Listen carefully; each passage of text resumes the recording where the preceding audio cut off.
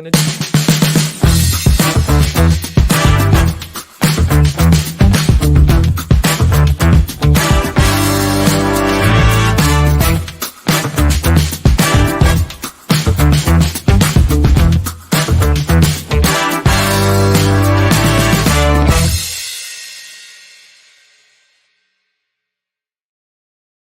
evening, good evening, good evening. We are here with Don Green, and we've been having the most wonderful time behind the stage in the green room. So we almost forgot to get started. But today I have the most exciting guest. We have the incredible Don Green, the CEO of Napoleon Hill Foundation. And I want to show you how I first met Don Green. We got a couple pictures here. I met Don Green in LA quite a few years ago, and we've become really good friends. I count him in my top of my circle. He has been mentoring me and helping me now for years.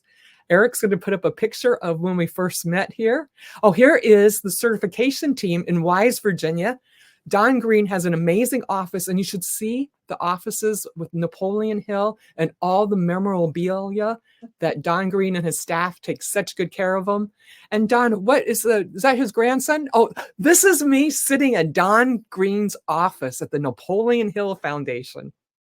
It was such an honor to actually sit in the man's desk where he gets everything done and sends all those wonderful books to everybody, signs, does talks, meets people, teaches, reaches out to students. Here I am in LA with the amazing Don Green, meeting him, and I gave him a gift. This is a gift. Boris Vallejo and Julie Bell do a calendar every year, and this was the calendar in, I think, 2022. And so it's so fun to give the man who gives so many books to other people a gift. So I gave him a calendar with me on the cover, just so he wouldn't forget who the tall blonde was. And this was in LA at the Napoleon Hill Foundation fundraiser. There were many, many great people there. Talk about a mastermind. This is a painting that I bought at the auction for the Napoleon Hill Foundation. All proceeds, 100%, went to the Napoleon Hill Foundation. And this is one of the greatest masterminds ever, possibly the first one, right? The signing of the Declaration of Independence. Think of the minds in that room. Wouldn't you like to pull them out now? In fact, we should just be speaking to them to get our country going in the right direction and have everyone working together as one mastermind. I have lots of books from Don Green and the Napoleon Hill Foundation. In fact, I'm not kidding. I have almost all of them, I think. But you know what? Don Green keeps writing books, and there keeps being more and more and more and more and more. Don is a dynamic entrepreneur who has built successful businesses, just in case you didn't know, in banking, real estate, and beyond in Southwest Virginia. Under his leadership, the Napoleon Hill Foundation has flourished. I know Napoleon Hill is looking down from heaven saying, "You go, Don Green. You've got this, and you've done me proud. I did not fade into history. Because of you, everyone in the world knows about me." The Napoleon Hill Foundation has flourished under Don Green, doing everything that he does for years and years, and he's going to tell us about that, spreading the timeless principles of think and grow rich. His keys to success is reaching a global audience. Don is a visionary leader, a dedicated mentor, a servant leader, and he's passionate about helping others, everyone in all walks of life, achieve their entrepreneurial dreams. Please join me in welcoming to Cynthia Manion Show, the amazing national treasure, Don Green. Woohoo! And here he is from his home in Wise, Virginia, Mr. Don Green. Don Green, thank you so much for joining us today. I'm honored to have books that you even signed to me. This one, he wrote for Cynthia. I'm happy you came to be with us. Don M. Green, CEO. This one was 7/20/23. And this one he sent to me, Napoleon Hill, my mentor, Don Green. And this one I just got his autograph, but it means so much to me. I'm just like over the moon. And one of the masterminds I went to gave out this cute little book. And of course, Don Green signed it. And then it was also blessed because it said Cynthia, stay healthy. And Jeffrey Gittimore signed it, and Joe Soto signed it, and Lene Soto signed it, and Jennifer signed it. So I have all of these treasures, and guess what? You read them, pick them up every day, just a little something, something, and it will speak to you. I have so many little yellow tags and things. You just kind of go, wow, wow, we could just spread this to the whole world. Imagination. Through this faculty, one may arrange old concepts, ideas, and plans into new combinations. We need to do new combinations. So, Don, tell us about your journey from building successful businesses to leading the Napoleon Hill Foundation. Gosh, I don't know where you want me to get me started or not, but I grew up in Southwest Virginia. My dad grew up during the Depression, and mom too, and she was one of 16 kids. Her mother died when she was 8 years old. The dad never remarried. She got married 2 months before she was 14. She was not pregnant. Had seventh grade education. My dad was 14. He went to work in the coal mines, and they it was hard work, but I did develop a habit of loving books, and I discovered that you could kill yourself with those jobs, dangerous jobs, but you could use your minds in education. Uh, One of my friends has written a book, "Education is Freedom," and uh, I just knew that I was going to. I guess you call it confidence or what. I just seen them other people in those books doing it, and that's the way I planned my life. And I said, I dream big. We never had a bathroom till I was in high school, but I dream big, and of course, initially, the vision the vision board was a gold Rolexes, a black Mercedes, and a sack of money, and so forth. But then I discovered that I could make a difference in so many people's life by sharing what I had learned, and so that's I'll be 84 my birthday, and God knows I don't have to work as a bank president for 18 years. But I guess you could call it visualize. I could just see things that I wanted, and rather than being where I was, and it was hard. It was hard work, and some ups and some downs. But gosh, I developed persistence, and it turned out real well. I had a zoo when I was in high school. I caught rattlesnakes, charged charged 25 cents to see 10 cents for children. And then I set me up a little souvenir stand, and I hope they don't come after me. But I remember my dad had a seventh grade education, and I told Dad, I said, "Daddy, I'm making all kinds of money. Do I have to pay taxes?" And he said, "Kids don't pay taxes." And I took him for I took his word for it. And but I accumulated a zoo. I started buying. I bought a black bear uh, down in North Carolina off of an Indian, a little baby bear, raised him. And I bought bobcats and monkeys and other animals, and a lot of people in the area had not seen. And it was a summer thing, because but it was just so much fun, and I learned so much from it. Uh, but when other kids were drawing in school, I would be writing. I would draw. I was drawing dollar signs. That's about as far. That's about as far as I got. But I just saw it. I knew I need to study finance about money, and I took a job at $1.15 an hour. But in the meantime, when I was going to school, I drove a school bus for 75 a month. I pumped gas for 75 or cents an hour. But then I got a job when I went 2 year of college. I got a job at as a working for a finance company at $1.15 an hour, and I knew good as anything. I was going places. They nicknamed me Hot Shot because of my energy, and had people working a lot older than I was, and I just knew it. And I worked at that 8 years, and I got a call from a man 29 years old, and if you read about me, you'll see where he's in one of my books. So it was written about me, 101 Attributes. And he was 29 and started a bank, and the bank examiners come in and told him he needed some depth in management. and someone mentioned my name, and he called me and wanted me to come over and interview me. And I told him it's about an hour and 15 minutes away. I said I had to come on a Saturday or Sunday because these people were good to me that I work for. And he said, okay. But I remember what he told me, Cynthia. This was June 1975. Uh, that was 49 years ago. I remember it as 5 minutes ago. Here's what he said: Don, you do a little extra one day, it won't matter. You do a little extra for a week, probably won't matter. But if you'll work harder than all the people around you, I promise you, you'll be the success most of the world just dreams about. And of course, he's talking about going the extra mile. And of course, I've added a little bit to that. Go the extra mile and then some, and it'll take you places. And I've developed things like I've used it in vision. I read Albert Einstein. I read everything. My wife one time said, if the house ever collapses, books will be at the bottom because the house is full of books.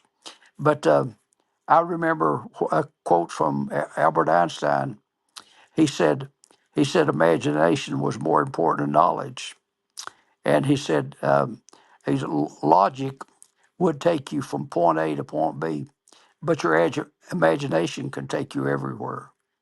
And I just relied on those things, and I just kept reading and writing and reading and writing, and the little book on a Millionaire Vision. I'll tell you how that come about.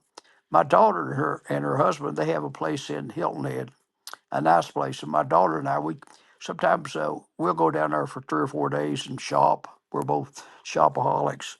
And she's driving on Interstate 26 on the Tennessee side. You go up the mountain. When you get to the top, go down the other side, you're in North Carolina. Of course, we was going on to South Carolina. We were still in Tennessee, and I looked over. There's a big old church. To this day, I don't know what kind of church it is, but they had a wall at your Green Interstate. It said, "Where there is no vision, the people perish." And Job. And I told my daughter, "Did you see that?" She said, "Yeah." I said, "I'm gonna write a book on vision." She said, "You are?" I said, "Yeah." I said, "I remember a class I taught it in 1998 at the college, and I talked about creative visualization." I said, "I still got my notes." And so when we got back, well, heck, I started writing when I got down there, but when I got back home, I really wrote. I wrote on it every night till sometimes it would be like because I lived alone for the last 9 years, going on 10. My wife of 54 years passed away. And sometimes I get so excited writing, and the time would get away. And I would just say to myself, Dawn, you got to go to bed. You got to work tomorrow. But I get so carried away. And if you'll notice, there's no TV on. I owned a cable TV company one time we founded, but my length of television is probably at the most 30 minutes a day on average. The average person watches television 7 hours a day. So if you spend that same time reading and writing and studying something, you become an expert in your field. I know one day I was coming out of the post office, a friend said, Don, you got a new book, haven't you? I said, yeah, I think I got one in the car. And there was a lady standing there who was not a part of the conversation. I knew her face, but I couldn't recall her name.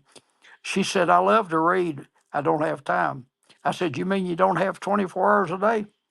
I said, average person watches TV 7 hours a day. It all comes down to, as my friend Zig Ziglar said, how bad do you want it? And I wanted it so bad that it just come, it was just a passion, and it still is. It still is. I put in more than anyone, and don't ask nothing unreasonable. But I've always been able to attract good people for some reason or another, and that stayed with me because I take care of them. I take care of the employees. My assistant right now, I hired him when he was in the 8th grade, 14 years old, because his older sister worked with me 6 years. You notice I said work with me. Nobody works for me. They work with me. And Tosh worked 6 years. She's valedictorian. She finished college in 3 years, and she's a pharmacist. Well, when she'd work for me, Zane would tell his mother, I want to work for Don. Sissy worked for Don. And both of them children of a coal miner. So I told him, I said, when he turns 14, go get him a work permit and I'll give him a job. And I started him at 10 hours at $10 an hour. And he's in eighth grade, which that was 12 years ago. And he's 26 now, and he's got his MBA in accounting. And the CPA that does our statements and so forth, he said he'd never found a mistake that Zane made yet. He's dedicated as all get out. I don't think I've seen him on a cell phone in 12 years. I mean, he's got two little girls, and he drops them off at the daycare center because his wife's a nurse. You can set your clock by him. He goes to lunch at 11 o'clock, and he's back at 12 or a few minutes still. I'm not that good at it. But I let him go at 3 because he'd go pick up his kids. So got relatively short working hours in the office. But sometimes I get carried away because I know when I come home I got all kinds of things I've got. Because when I get off this call, I got another call with the people I'm doing business with in Japan. Because when it's 8 o'clock p.m. here, it's 9 o'clock in Japan. So we'll have a conversation. He likes to our material, and he's been to see me 3 times in the last few months, and they're they're just tickled to death with what they've. I sold them their online course, but I don't know what else you wanted to talk to. But in my days, I I had a incentive to do a cable TV, and I think we had it 16, 17 years. We sold it out, which is now Comcast, at a tremendous. I started a dry cleaning business because I didn't like the way they did my clothes. Uh, I ordered an ink magazine, little pamphlet, $39.95 on how to run a successful dry cleaning operation. I studied that thing. I don't have any mechanical abilities, but it said modern dry cleaners had uh, drive-in windows, so particularly the women didn't have to get the small kids out of the car seats and so forth. And a few things like if you Cynthia come down there first time, I would give you a polyester bag with a drawstring for your clothes, and it would have a tag on there. And I named our place The Cleaners. So if you'd tell your spouse, honey, would you drop these off at the Cleaners? That was us, because you had a bag that said The Cleaners on it, and it had a card with your name on it. Cynthia likes her blouses lightly starched and so forth. So all the directions was on there. So when you dropped a bag of clothes off at the drive-in, the personnel that takes it, they would perform like you said, and then but they would also clean the bag and give you back the bag, clean bag, back with your clothes, and we'll give one day service, and which was unbelievable. But we never spent a nickel for advertising. But what I did was I developed things in this. I remember one fall, my daughter went to school at the local high school. They were about 125 or more in the band. It's a big old band. And there was about one evening I stopped down there, and there was about at least half a dozen little girls giggling, and they brought their band uniforms at the start of school. And I said, now, girls, the first time we're not going to charge you to clean your uniform. And you could tell all them other kids in the band, the first time they bring them down here, we'll clean them free. So when the little girls left, the lady who was the manager said, we fixing to go broke, ain't we? I told her, I said, my buddy was Wendell Barnett. I said, I don't think you'll ever see the day that Wendell and I don't have money. I said, we're paying you a lot more than you ever made before. And, yes, you are. I said, well, let's just see what happens. I said, Juanita, the thing is, a lot of those will become customers. And those that don't, that's okay. That's okay. But many of them will be appreciative because they've never had nobody treat them that way. And I think they'll be loyal to us. And that's the way we developed our business. One Saturday morning, bank wasn't open on Saturday. I would stop down there and just go by and check, see if I need anything or whatever, and how things was going. And this lady came in there and said, we've had a death in the family. I said, can I get these back today? And of course, Juanita knowed what to say because I stand there. Yes, you can get them back this afternoon. And so I waited when she left, and I told her, I said, when that lady comes to pick up her clothes, don't charge her nothing. Well, I don't even think she's a customer. Well, we'll give her a good reason to be a customer. I said, don't you think she's had enough trouble, death in her family? We can't afford to do a little kind deed. But that's the way I've always operated. I try to be kind to people.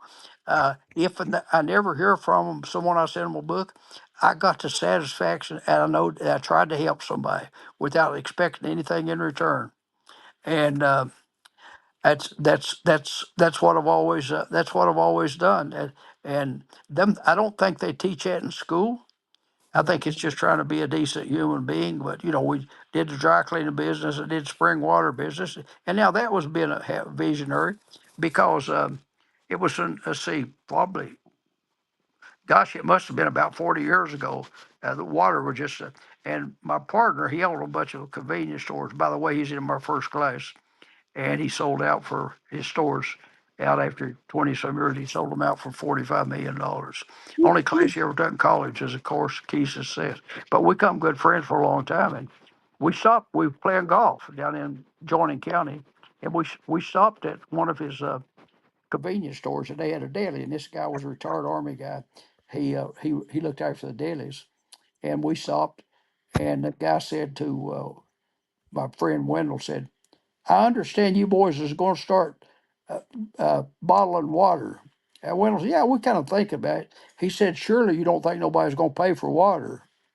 As so it We bought 92 acres of land, had the water tested coming out of the rocks, and getting a bottle designed the whole bit. It was we paid for the land and everything. And just as we was getting to put in a plant to bottle water and all, we was approached by a little town that lacked water.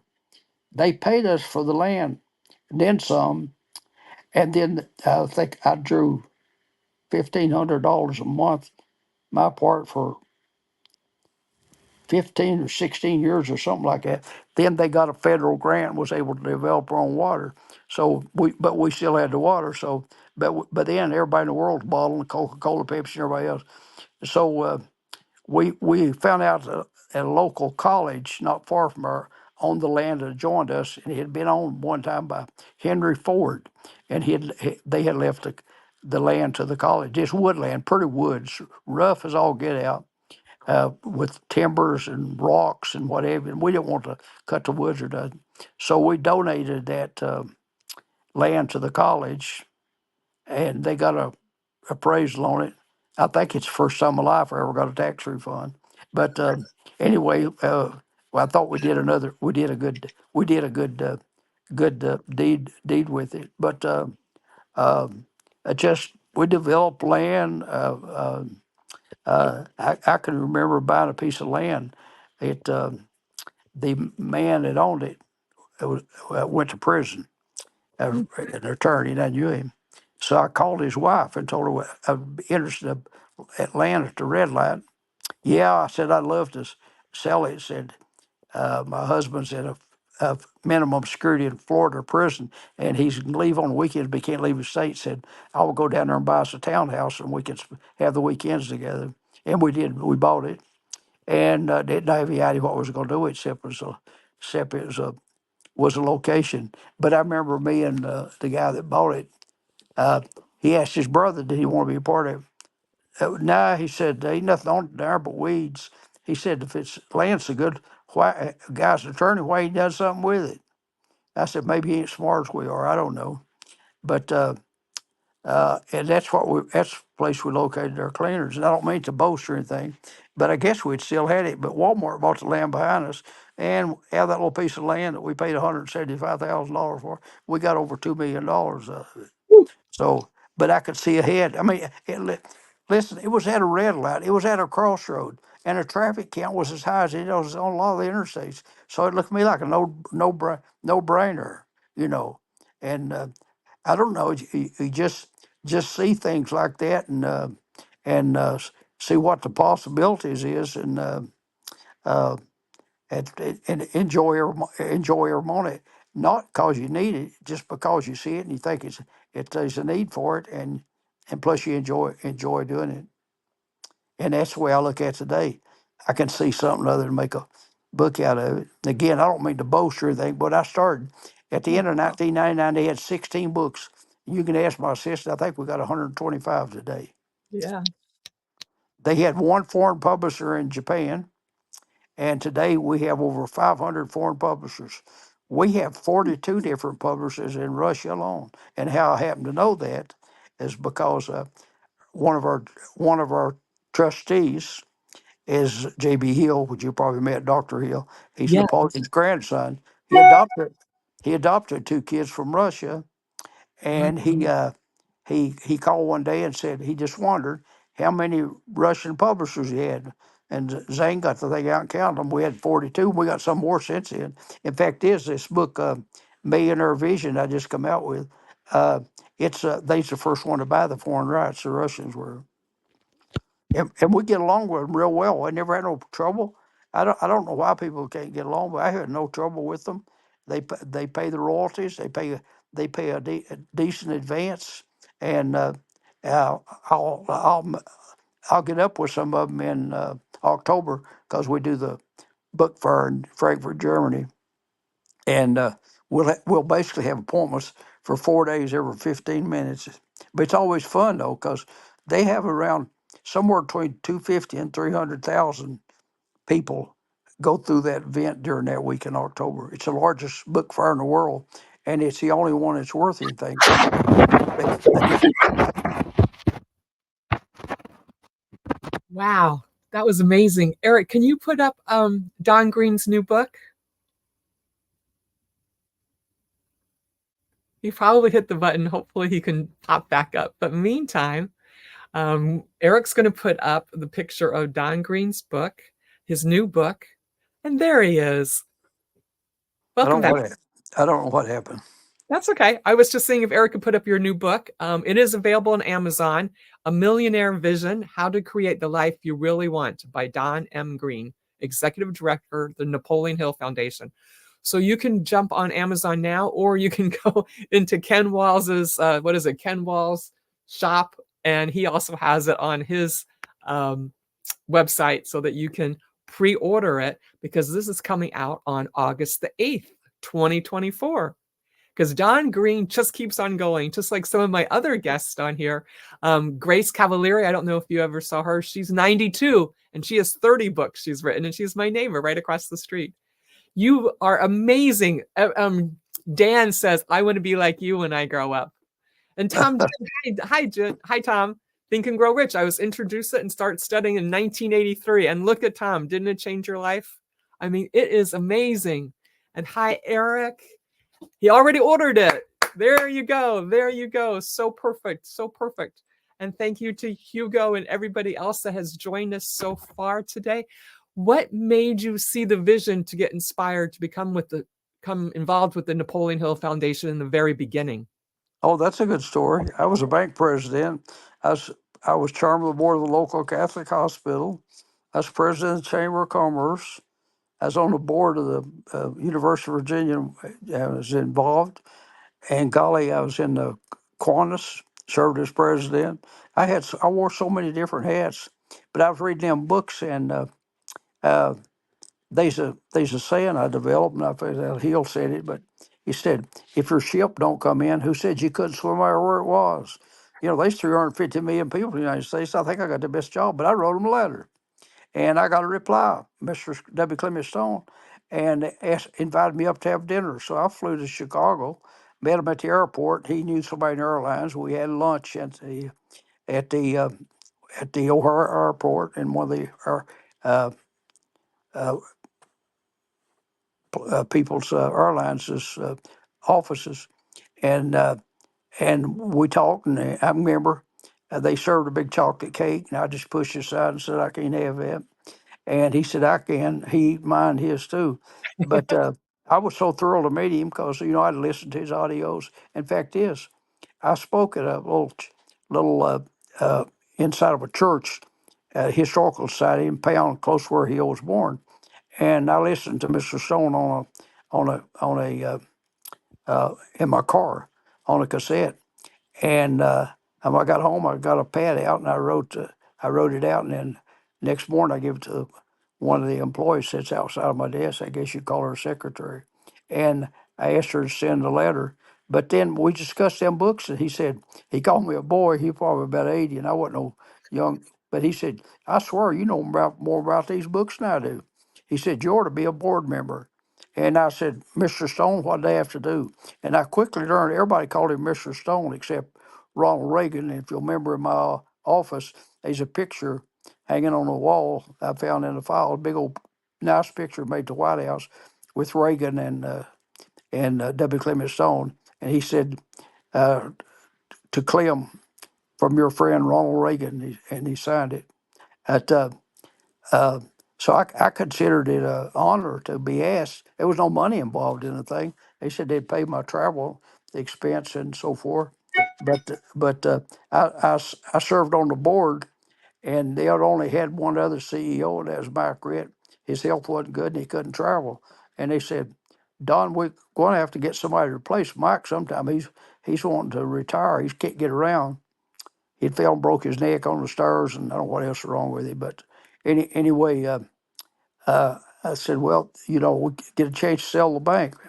And some of the trustees of the bank thought, from listening to me in the year 2000, was a good time to sell the bank because mortgage was getting past dues, and it looked like we might have a catastrophe in the mortgage business. That's what we was in, but anyway, we sold the bank, and I took the job from working on a Friday to a Monday, and actually set my little office up in the cleaners in a room about 12 by 12. My business partner gave me a little desk. I already had the books. I spent less than $100 for a phone with a built-in fax, and we was in business. I transferred the money down to the bank down here, and I got a book that listed all the foreign publishers, and I would write out the letters on a yellow pad. The girl that worked with me at the bank come by, she'd type them up, and I'd fax them out the next morning. And we started licensing them books, and money started coming in, and the trustees couldn't believe it. And today we continue the same thing. That is phenomenal.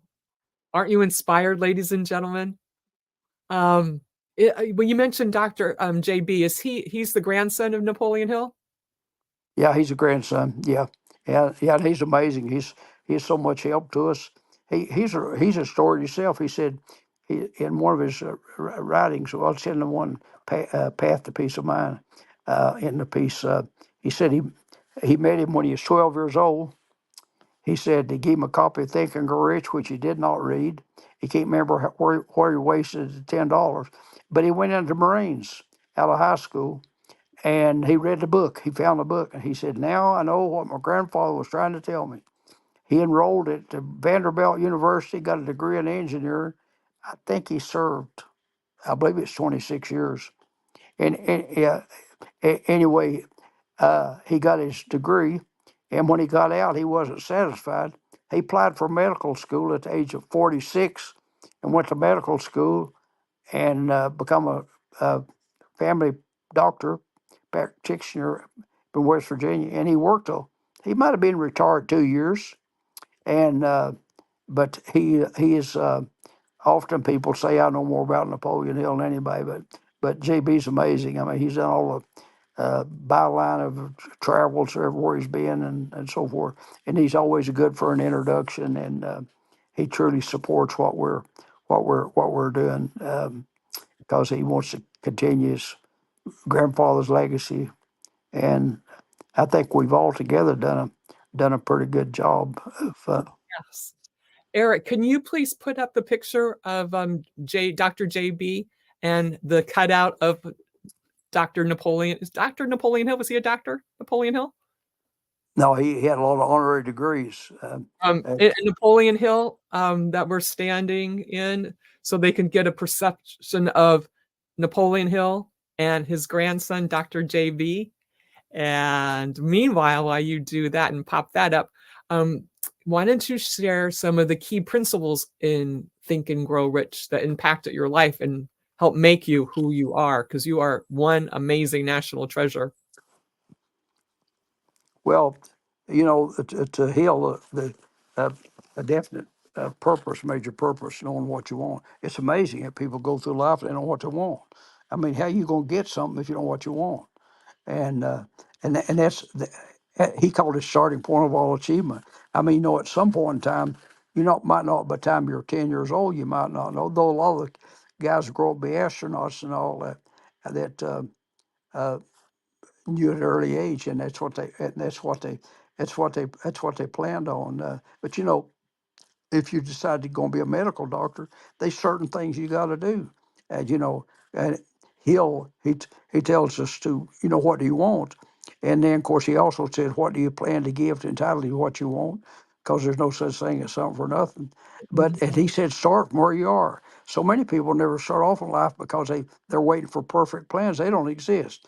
If the three of us was getting ready to go to Florida and we're in Virginia, and I'm driving, and you look up and say it's Chicago, we know we're going the wrong direction. We're going to turn around. But you can get people of affluence or influence, if you like, because that's where the mastermind comes in. Working with other people that can contribute to the definite purpose of what you're trying to accomplish. But the main thing of all is starting from where you are, because you can always, if you the road's blocked, you can turn around and go another way, or go under or over or whatever.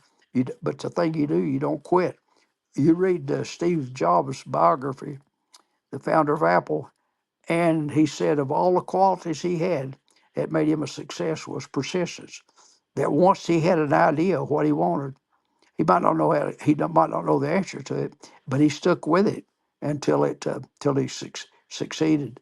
And I think other people you'll study at they don't let things stop them. For example, if you're writing a book and you get turned down by a publisher, uh, what you going to do? Quit?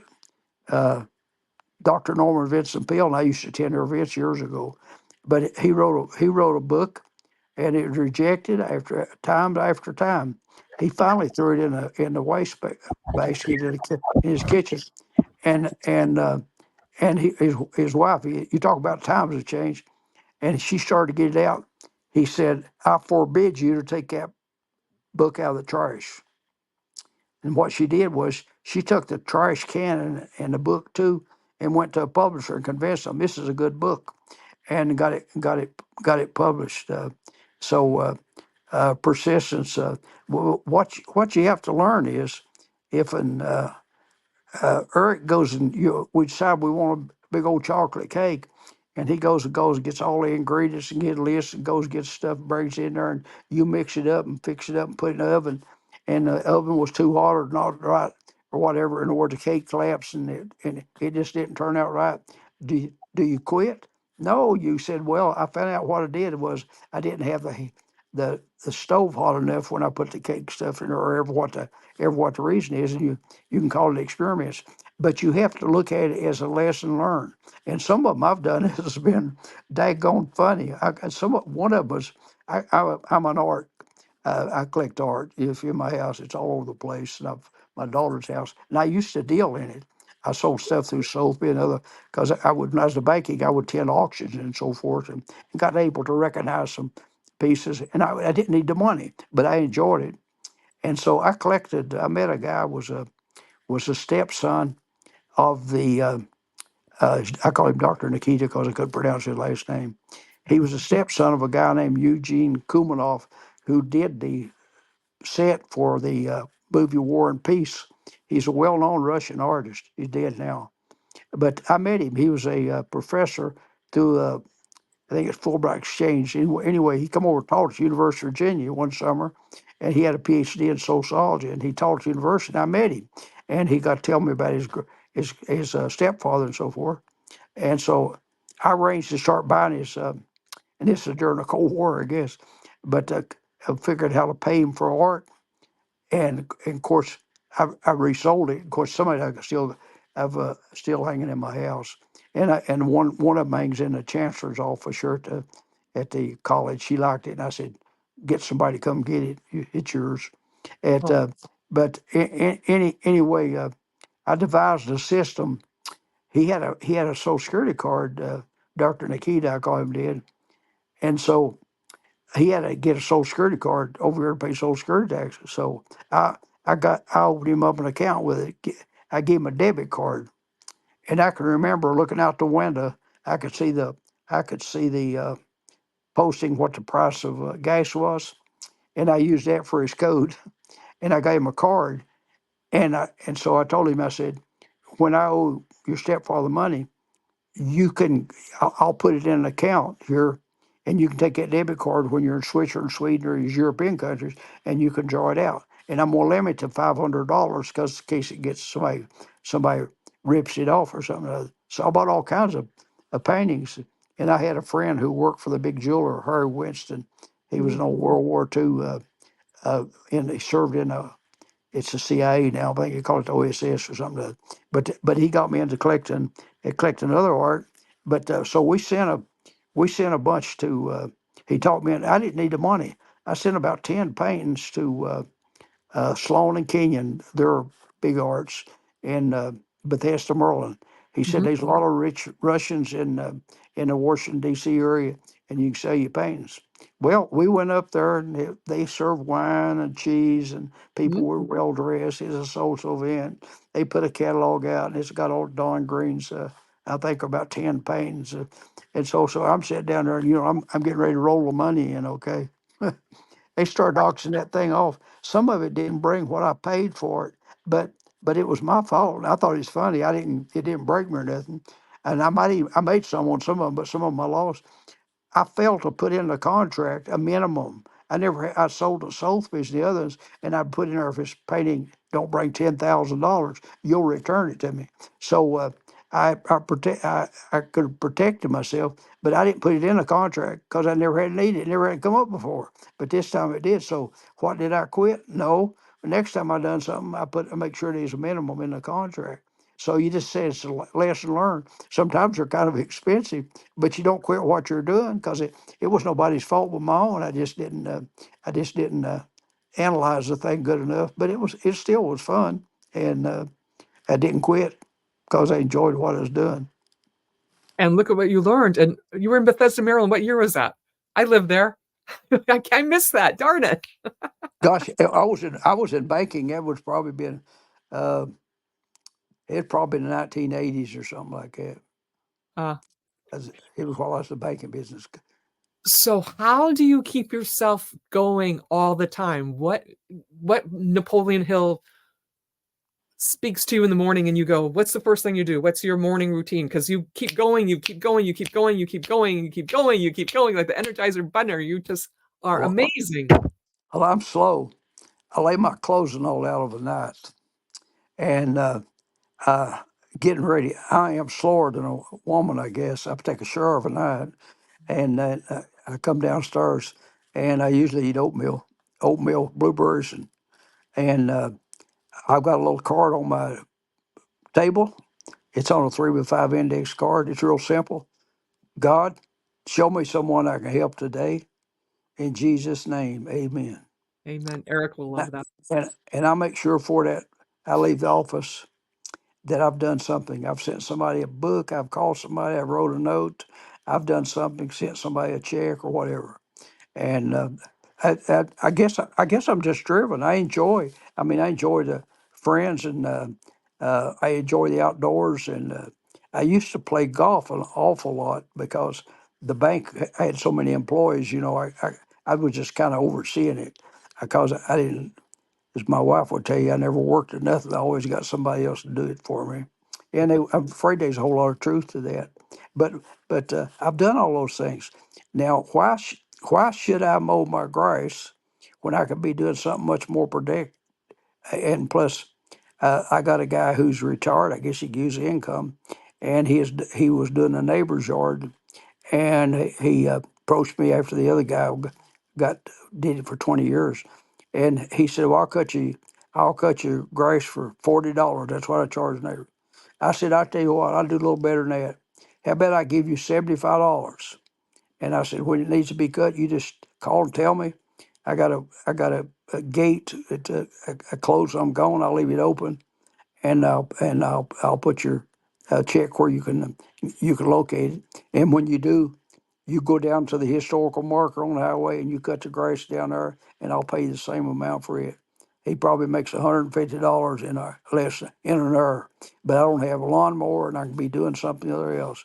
It's not like done it. I've done everything in Imagine growing up, but you have to allocate your time to where it's most useful. I came in the office one day, and the assistant who worked with me 17 years at the bank, and by the way, it's my assistant's grandmother, and she said, "You got so much going on. What do you work on?" Well, I said, "Well, I work off this little to-do list. I try to get them all marked off, but I try to work on the things that are most important, and then other things that people send me emails of.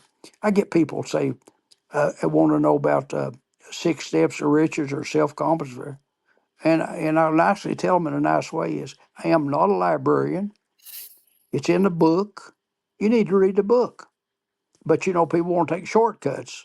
They want to take shortcuts. They want instant gratification. Rather than, I mean, I go back and read the book before that I've read many, many times. Why do you go back and read something? Zig Ziglar gave the best reason I've seen when we did a fundraiser together up in Pennsylvania at a Christian college. He said you just can't take a shower one time and said, I ain't have to do that no more. I done it. I done had a bath. I don't need to do that no more. We have to repeat those things, and that's how we learn. I'll write about it in the book that I'm working on. But in fact, it originated from a woman. But it's simply how our conscious mind affects our subconscious mind, and how it does is by repeating it till it becomes a part of us. Uh, Someone may have never asked you what 8 times 8 is, but you said it so many times in the fourth or fifth, sixth grade, 64, that you can recall it because we learn by repeating. I didn't get all my ABCs the first time. Maybe you did. I'm sure I left some of them out, but you keep going back over and over and over. And that's how we learn. We learn by repeating. And during that whole bit it's a book by Shad Helmstettler, who wrote a book, What Do You Say When You Talk to Yourself? And it's a whole book on auto-suggestion. Most important conversation we'll ever hear in our lives is the one we give ourselves. Someone might walk up to you and one of your girlfriends says, Cynthia, you not really look good for your to be on that show. And you could accept it, or you could tell yourself, well, look at her. Look at her. She looked like she come out of the Goodwill store. Or, uh, so it's important. But when Cynthia looks in the mirror and says, "I'm just not dressed proper," then we tend to believe what we say to ourselves, especially if we start repeating it. He'll list about 30 things one time. He said, "Why would people say, I never have no money at the end of the month? Ain't nobody hard me." I can tell you a story.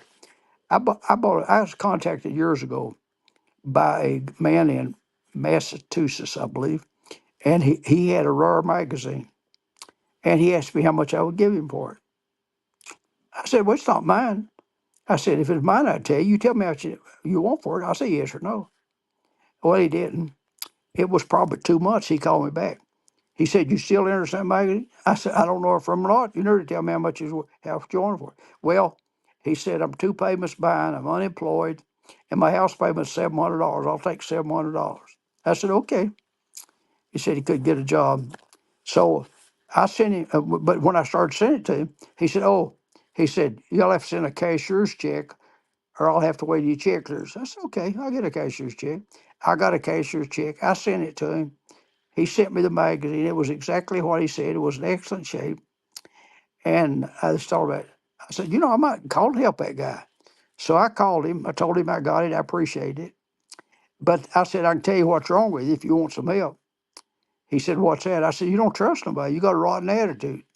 I said, if you'd only thought, I said, I wouldn't come to Massachusetts. I wouldn't have hired a lawyer if you didn't send me the magazine. I would just consider the lesson learned because my time's worth more than that. But you didn't trust me. I said, you asked me to get a cashier's check. I trusted you. You didn't trust me. I said, I got more than $1 million in the bank. And I said, and been a bank president for years, and I've been invested in everything coming and going. But I said, I can tell you something, though. The next time you go for a job, if you'll get that out of your mind, that people owe you something, you ask them for, can you give me an opportunity, and I'll show you what I can do. And I talked to him a couple of minutes, and he said, "You're absolutely right." He said, "I got a rotten attitude. I'm mad when I go in to apply for a place." And I said, "Well, I hope I've helped you out any." He said, "I think you have. I think you have." So I never did hear nothing else from him, but I thought it was funny. Really, he might not would sent me the magazine. I wasn't scared about losing $700. Wow, that's amazing. You are such a inspiration to everybody. Um, Eric, can you put up the picture with Don and the what it was the street sign, the monument that you put up for Napoleon Hill? I think we have that. No, not that one, but that's Dr. JB and Napoleon Hill's cutout, and there it is. So that is the sign that you were very proud of that you put up. And this is a picture that's in the hotel in Wise, Virginia. Do you want to tell them a little bit about that, Don? Yeah, I was in banking, and I'd seen, I read a lot and traveled a lot, and I knew there's markers up George Washington across the river here, or so forth, and different ones. And so I got the address of the Historical Society of Virginia, and I wrote them a letter, and I got a letter back that said they didn't put markers up for individuals just because he wrote a book or whatever. And beside, and I told him he died in 1970. He's not been dead 50 years and so forth. I guess I could have just quit, but I got a list from a politician. I got a list of people that sit on that board of the Historical Society, and I got their contact. I started to call them, and here was a typical conversation. I called the guy. Yeah, that sounds interesting. Said, we'll look into it, which means no. And finally, I don't know where I called the sixth, seventh, or eighth one. I called several of them, and I got a guy. He was working government. He, he was a clerk in Culpeper, Virginia. He said, "Man, I read that book." He said, "You ain't going to have to do nothing." He said, "It changed my life." And uh, and so I gave him all the information. He said, "I'll bring it up." He said, "They'll listen to me." So he got back in touch with me, and their next meeting, and said they would have to wait till their fiscal year is July 1. He said that there was no money in their allocated. They'd spend it all. They'd have to wait till next. I said, I didn't know it'd be no problem. I said, I'll pay for it. I found out it was $1,090 or something like that. And so when they put that up, they told me that that was the largest unveiling that they could ever remember, because I let the newspapers know, I let everybody know. I had 7 of Napoleon Hill's first cousins there, and I had the office crowd there was, and I don't know the number of people it was filmed by when we had the thing dedicated. And it doesn't even stop there. It was put in a place where the land had been strip mined. In other words, they'd removed all the topsoil off, and it was just barren land on the side of the highway. So I called the highway department. I told them I'd like for them to sow grass down there. They called me back and said, "Grass won't grow down there." I said, "There's no topsoil."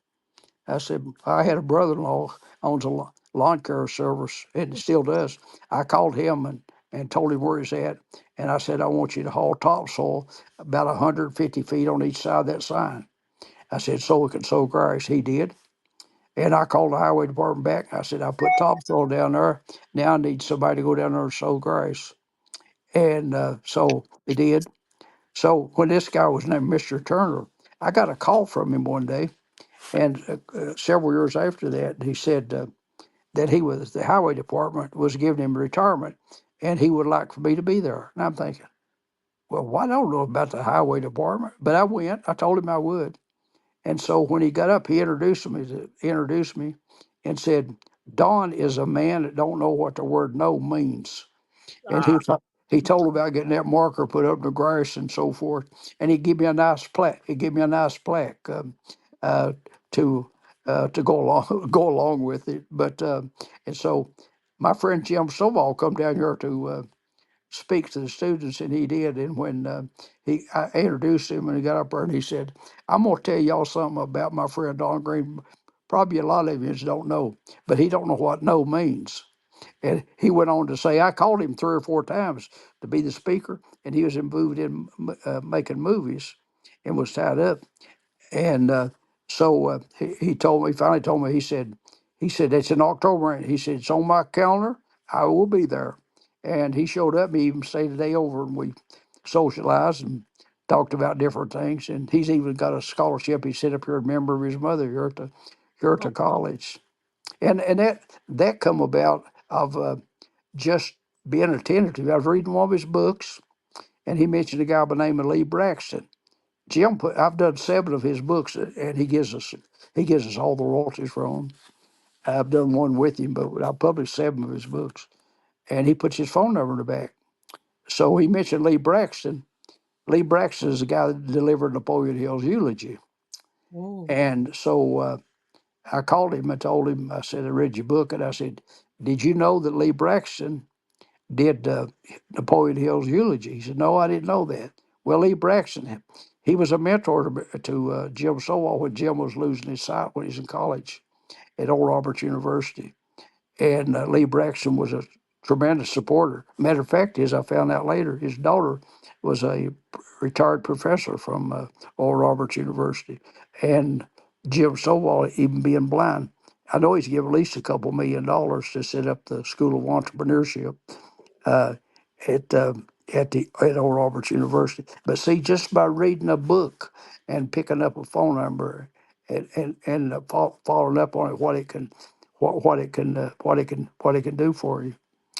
And I guess I'm open minded or whatever. But and plus I have that letter. I have that letter, and of course the eulogy is published in one of his biography. But but we don't never know what things will lead to unless we try. that's so true. And as you said in the beginning, you can do anything. Look at Walt Disney. If you can dream it, you can do it. That's what Don Green is doing it, ladies and gentlemen. And think about your life. Don Green is living his best life. Think of all the people that he's helped. Think of all the books that you all have received. Hopefully, you're reading them and passing them on and paying it forward, going the extra mile. This was what brings you joy. This is what a life well lived. This is what an American national treasure looks like, acts like. Be like him. Be like Don. Be like Don. Be like Don. Hex, honestly, that God would not allow us to dream if He hadn't given us the capability to solve our dreams. It wouldn't have happened. And I use a quote out of that book from Ralph Waldo Emerson. He said, if we only knew what we was capable of doing, and I include myself in, we would simply amaze ourselves. It's true. It is absolutely true. It's absolutely true. A silly question, but what legacy do you hope to leave through your work at the Napoleon Hill Foundation and your entrepreneur endeavors? Well, I wrote the book with Jim Sowell. I had the idea, but it's called A Gift of Giving, and it is living a legacy instead of leaving one, Ah, meaning you should be able to see the good while you're still young and enjoy it. And so I would hope, I'll be 84 on my birthday. I'd hope at some point in time someone would not say how much money did he have or how much stock he owned or what all he owned or what. I would hope somebody would say, I wonder how many kids he helped go through school. And that's all I could ask for. and how many people change their lives by reading, right? No Yeah. TV, read. I used to get in trouble. I used to be in my bed with the covers up and a flashlight reading in my bed when I was little. And I used to sit with my knee up, like I would sit like this at the dinner table with my book on it. And my mother would get really mad and she'd say, Cynthia, I'm not setting a place for Mr. Knee. Remove that book off the table. Well, Mark Twain said it real good. He said people that don't read are no better off than people that can't read. I'll tell you what my mother did. I was reading, I was probably fifth, sixth, seventh grade. I'd read books after books, and she told me, "You don't quit reading so much, you're going to go blind." And it would make me think. It's an old person telling you something like that, and you rub your eyes and lay your book down, and about 1 minute you pick it back up and start reading again. Uh, so I've always been a lover of books, and it's opened up so many doors for me. It's just amazing. I know my mother said, I put up what I call little birdhouses. I put up about 8 of them at the branches of the local library, and I keep my car trunk filled with books. Anytime I'm passing by and I got a few minutes, I'll stop and it just says Lonesome Pine Free Library. Take a book or leave a book. And my mother, she was in her 90s before she passed away, and said, Don, somebody was near and said talk about how many books you give away. Said, you guess people read them?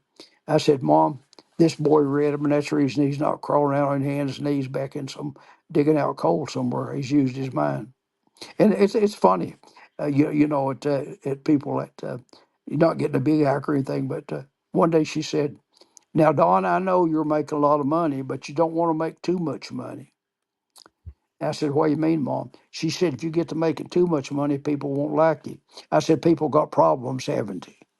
I said, "I don't think you can have too much fun. You can't have too much money because you can do something with the money. It takes money to support St. Jude's and the mission outwork, and I mean the colleges and the feeding people, like especially the kids and so forth. I helped my grandniece go through college. She went through a divorce, and I helped her with her tuition. I bugged her to death. So she's making $9 an hour as a 29 hours a week with no benefits, and divorced with two boys. And I basically pestered the devil out of her and helped her financially.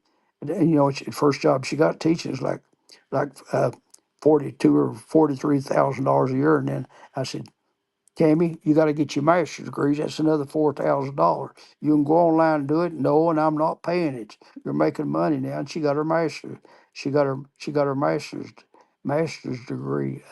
Uh, so we have changes to help someone have a better life, and uh, it and there's not anything wrong with money at all. I mean, as people will say such things that money's the root of all evil, and that's not in the Bible. It's the love of money. I mean, the same money that buys drugs for people to take also can help a crippled child, St. Jude's, or treatment for a child, or do missionary work, or so many other things. So it's not it's anything wrong with it. It's how you use the money. It's just simply a tool to make a better life for other people. I mean, uh, You bring up two very good thoughts in this. One is the things that you've learned, that you've heard, that you think are real, question them. Money doesn't grow on trees, question it, because listen to Don, you can figure out a way to make money grow in grass. and yeah, two, and two, think of people that are your tip your waitress, tip your, when you have an opportunity, don't just leave a little bit. Be generous. When it's the bill says round it up for whatever foundation is, give it. When anyone asks you for anything, give it, because it will bring you such joy as Don Green well, is giving to the world. well, my friend uh, Ken Walls. Yeah, If you saw the interview, you saw the interview of the uh, sure. that he did with me, and he talked about having a card. It's Malachi 3:10, and it inspired me. Say it was 25 years ago, so I had 1,000 of them printed up, and I didn't put my name on it. I just put the church's name and the pastor's, and I gave him 300 of them, give them away. And you don't have to tell them where they come from. And I actually had 1,000 of them printed. It's in the verse of Malachi 3:10. It says, "Bring you all the tithes unto the storehouse, that there may be a meat and provided for you." Believe what the Lord of hosts says. "Will I not open up the windows of heaven and pour your out to you blessings that will shall be overrun enough to receive it?" And I mean, that tells us we're supposed to give, I think. And do we believe it or not? But Ken did that thing. I thought I got 1,000 of them printed up. I probably have given away 400 or some of them. I usually keep some of them in my desk. They got a dollar bill printed on the back. If I think I'll stick it inside of a book or something or other. And if they want to tear the dollar bill off her and spend it, that's left up to them. Or they want to carry it with them to remind them. And that's what's meant for. It as a reminder that we can do good, and we'll get a return on it if we believe Malachi 3:10. And it doesn't always have to be monetary. just giving away a Oh smile, yeah, holding the door open for someone, and I learned it from my mother.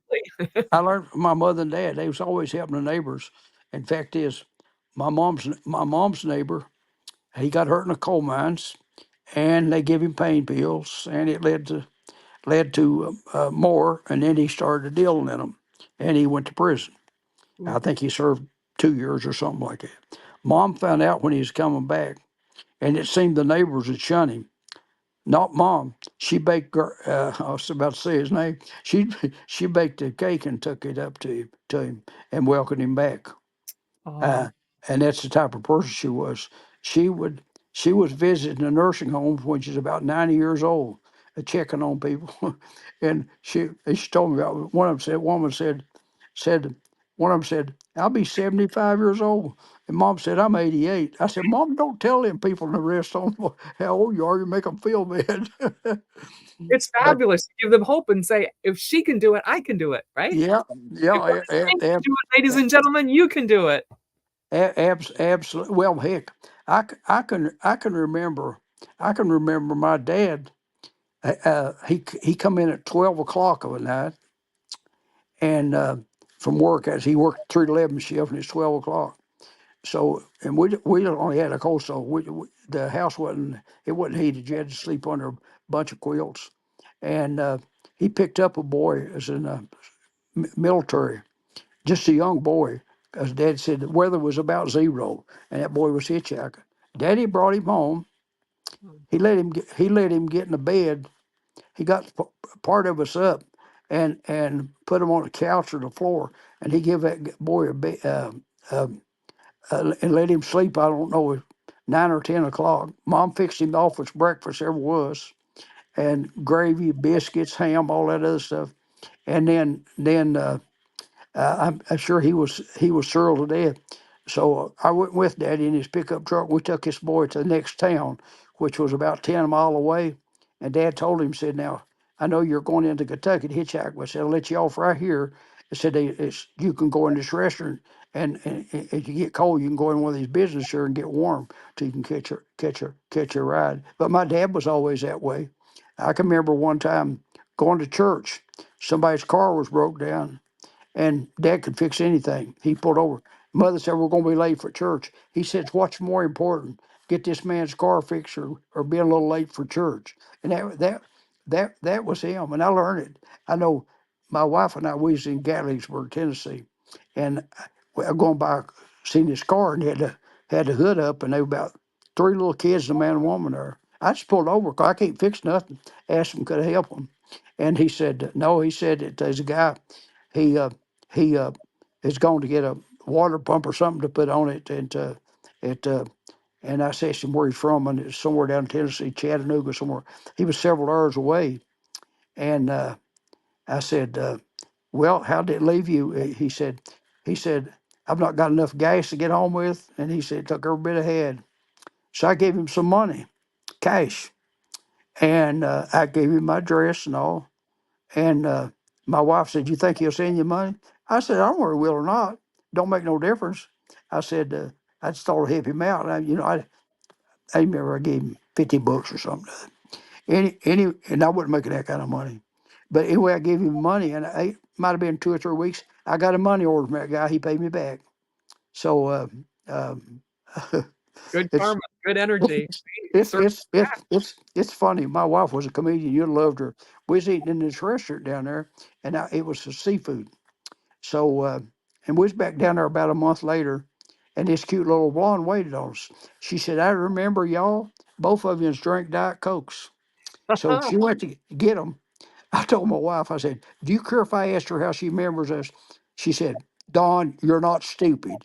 You talked to her about where she's going to school. She's going to University of Tennessee, and said you give her more tips she probably ever made in her life." So that's the reason she remembers. I said, "Okay, I won't say that."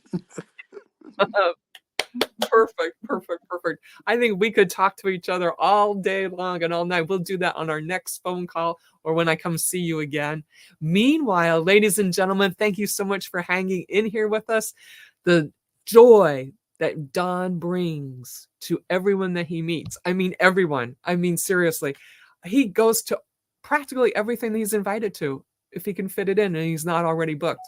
So pick up the book, read it, change your life, think, and grow rich. And pick up the new book if you want to be a millionaire or a billionaire. And Eric's going to pop it up on the screen here. And then we're going to say thank you so much to Tom and Eric and Grace and Zena and Laurel. And there's even more, Hugo and people I can't pronounce their names. And thank you so much. Make sure you all pick up A Millionaire Vision, How to Create the Life You Really Want. And you know what? Start with the end. Do your vision board. Put it up there. Look at it every day. And you can get it done. Get your name on the Amazon list. Go get this book. Comes out officially on August the 8th. And we thank Don Green from the bottom of our hearts, not only for this interview, but for what you do every day, day in and day out, every day to help people like me, people like you, people that haven't met him yet, but hear the stories. Share this out. Spread it. Spread the news. America needs it. The world needs it. Please. Thank you. Thank you so much, Don. Thank you, Cynthia. And I'll be on August 8th with my friend Ken Walls on Amazon Live. That's the day it's released. Perfect. So y'all jump on. In fact, you can buy it that day because then we can make it a bestseller quicker because they have this time thing. You know, everything's an algorithm. I love to see the postings. It's so fun. And make sure you put in your notes and reach out and say, thank you, Don Green, because we love you. Bye-bye. Don, you can hang on for a second here and we'll just talk in the green room and Eric will